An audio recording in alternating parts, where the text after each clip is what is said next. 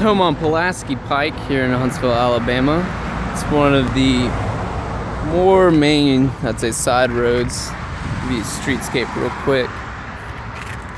Right on a corner lot, or right next to a corner lot. So this spot actually might be commercial one day. There's still a carport. Going to the backyard, see a detached shed. Nice sized backyard.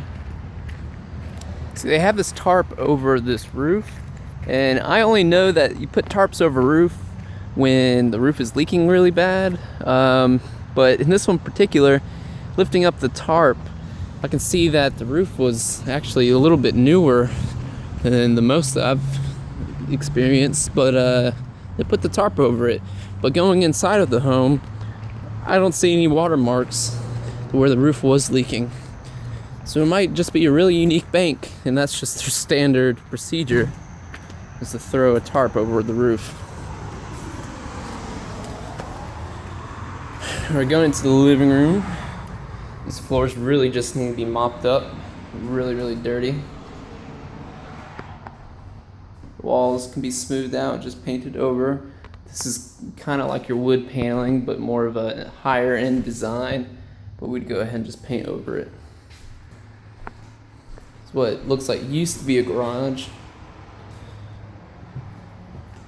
Nice vinyl down. It just needs some baseboard going around it. We'd make sure, see, we had heavy rains, but there's no signs of water, but we'd make sure that all the water was running away from the house to where we could actually use this as a living space. Might throw in a closet and make this a 4-bedroom. Going to the kitchen. Because this one damage to the vinyl ruined the whole thing, we'll have to rip that up. But vinyl's fairly inexpensive to do. Cabinets look great shape. I don't think I would paint them one bit. It might not even change out the hardware. It's not the worst we've seen. The countertop, I would go ahead and say we can probably replace it, just because of these two spots right here. That's totally investor preference. Yeah, that spot over there. Nice newer Maytag. Just need to change the hood vent. Looks like a newer Frigidaire dishwasher as well.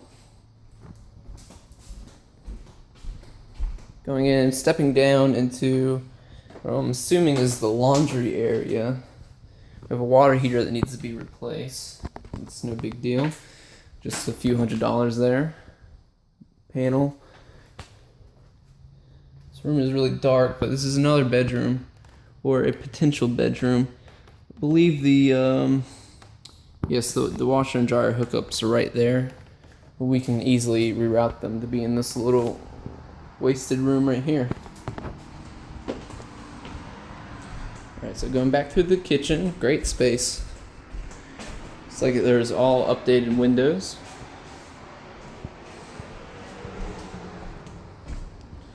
And the wide hall. All these bedrooms have parquet flooring. Either take it or leave it.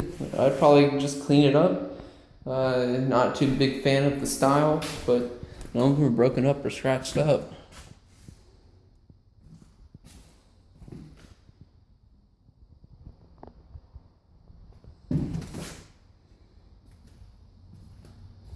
A lot of wallpaper in this house. And contractors don't like scraping it. It's actually very time consuming to try and peel all this off.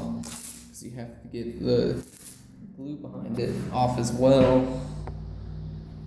See parquet in the windowsill. That's pretty funny. So this room has the half bath. I almost want to just knock out maybe this closet and do a 3/4 bath. It'd really bring up the value of the home, make it a lot easier to sell and rent. There's enough room in this bedroom to add a closet somewhere else. Maybe along this wall. Well, I'll just have to talk to the contractor. That will usually run about $12.50 to do something like that. Other than that, we have all all this space. The full bath everything looks great shape. That could just get cleaned up. There's a toilet right there. The vinyl even looks like it's salvageable. All in all, this house isn't as bad as it looks externally. There's a few soffits and fascias that need to be tacked back up. Painting of this and that here and there. A few light fixtures in the house to add. But we're still looking at or projecting about $16,000 rehab.